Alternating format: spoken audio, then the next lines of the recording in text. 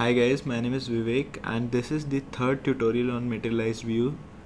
Before we go ahead and understand what we are going to learn in today's tutorial, I have a quick request. If you have not subscribed to my channel already, please go ahead and do it now. In our previous tutorial, we learned that materialized view actually physically stores the output of a query, and if we don't refresh the materialized view on a regular basis, it may actually contain stale data, giving us false impressions. So it's vital that we update the materialized view on a regular basis, and then we discussed what are the different strategies using which we can refresh them. We talked about complete refresh or full refresh, where we truncate and load the materialized view.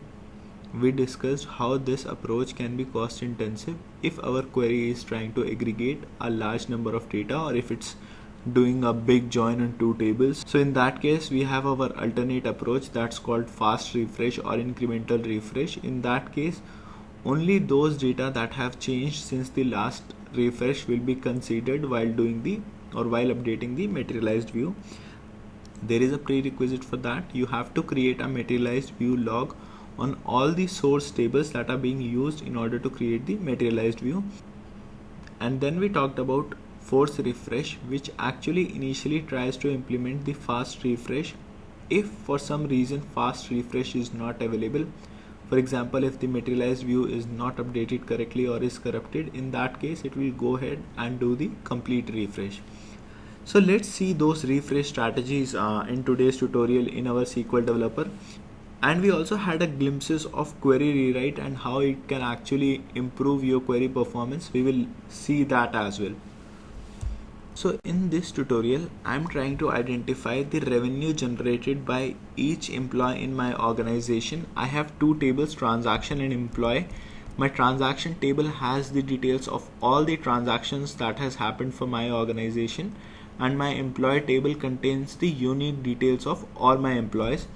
So here, if you run this query, it will give you the amount of revenue generated by each employee. I'm creating a materialized view on this. And if you see, I've added an additional line here that I want to do a complete refresh on demand. That means Oracle will not perform the refresh if the underlying tables are updated. Only when I go ahead and request the command, then it will refresh the materialized view. Let's see how that will impact the materialized view and whether it will reflect the correct snapshot of data or not. So here I'm trying to query the revenue that is being generated by employee ID 138.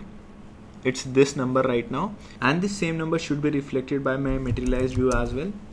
So if you see, both of them are reflecting the same number. Now what I'm going to do is I'm going to insert certain records in my transaction table for this particular employee ID.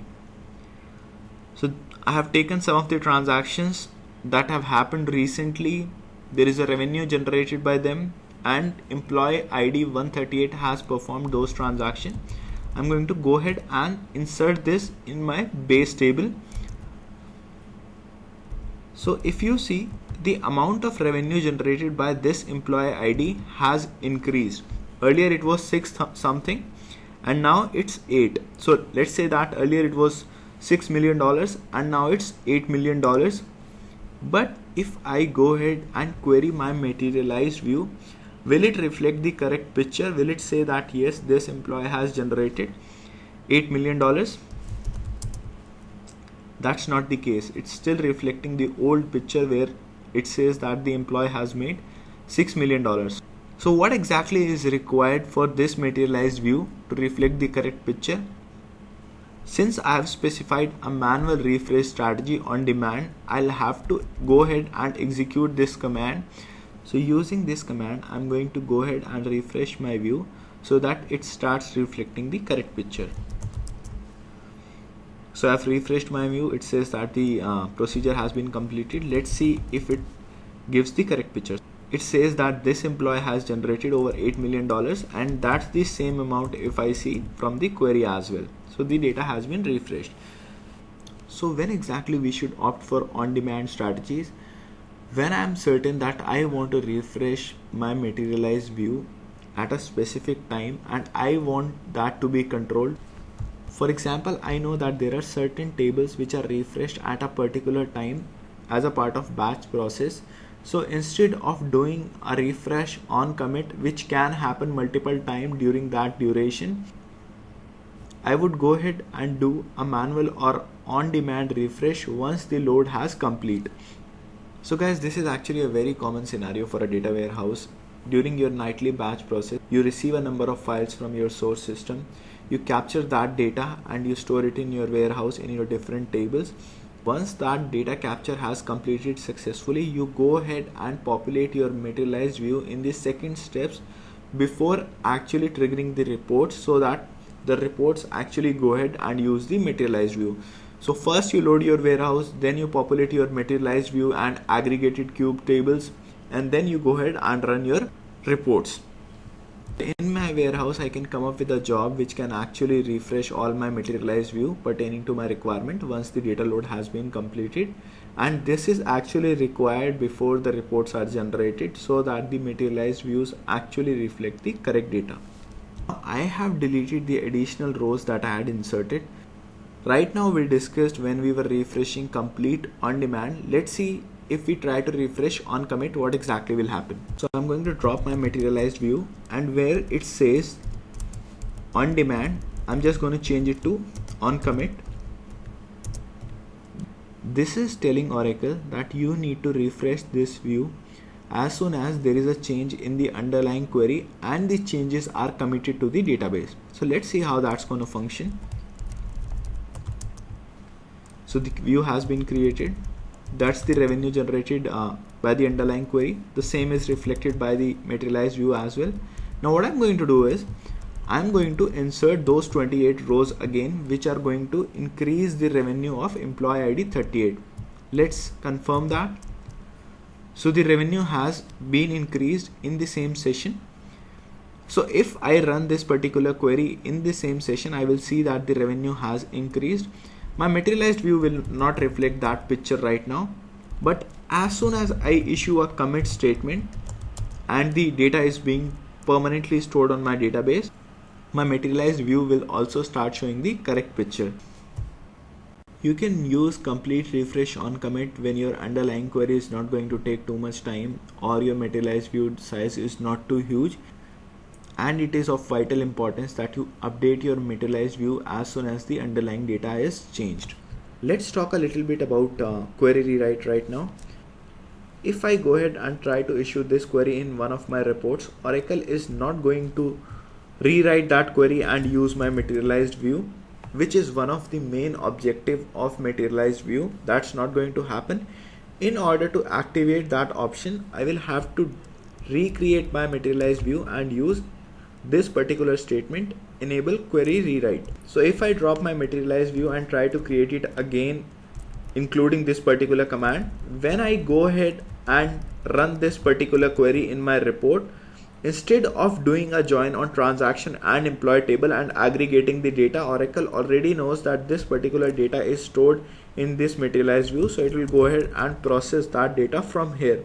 So the code of report stays the same, but because we created this materialized view and it's on the same grain as expected, Oracle is going to use this materialized view, and which will be significantly faster.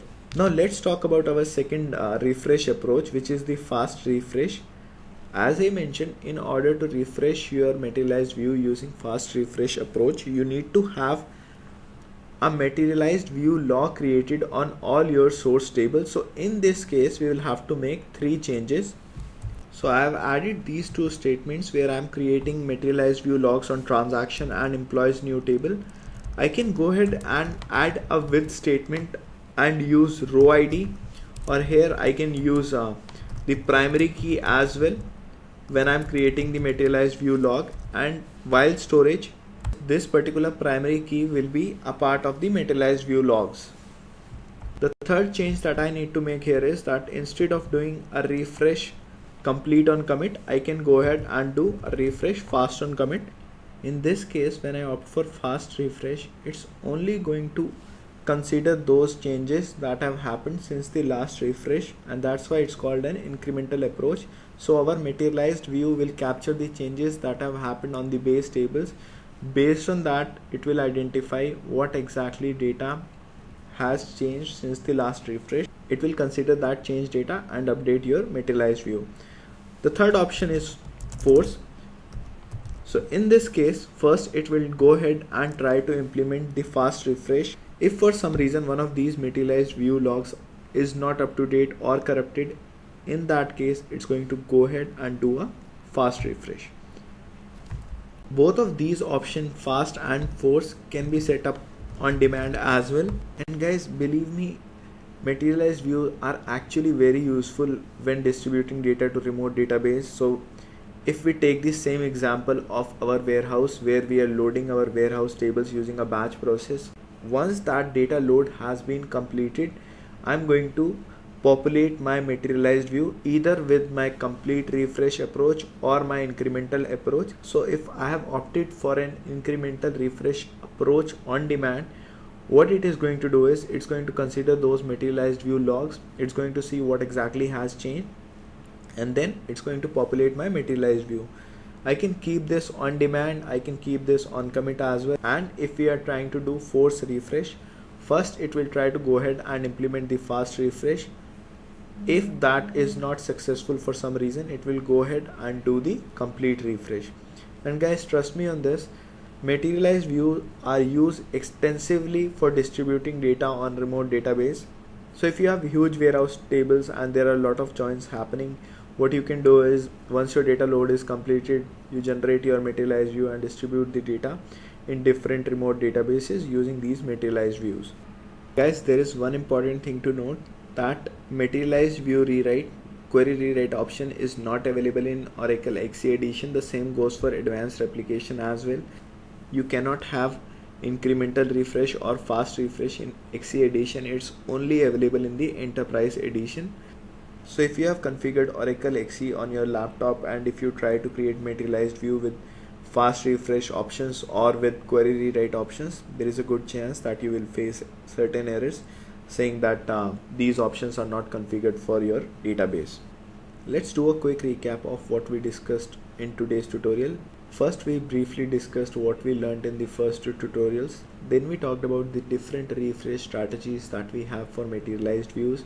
We talked about refresh complete on demand, refresh complete on commit, and we explained in what scenario we should opt for these strategies. Then we talked about incremental refresh, then we talked about query rewrite and how we can use incremental refresh on demand or on commit as well, that kind of stuff. So hopefully by now you have a good idea how materialized view works, what is query rewrite, what is on demand, what is on commit refresh, what is the difference between complete full or fast refresh, what is force refresh. So these things actually forms the basics of materialized view. And the key difference between materialized view and a view is that materialized view actually physically stores the data, which is not the case with a basic view. I will go ahead and explain further few more things regarding materialized views. We still have not discussed DML operations on materialized views. We will go ahead and learn them later. We will understand few more differences between views and materialized view in our next tutorial. Thanks a lot guys for watching this particular tutorial. Hopefully it was informative and I will see you in the next one. Before I close today's tutorial, I have a quick request. If you have not subscribed to my channel, please go ahead and do it now. Thanks a lot guys.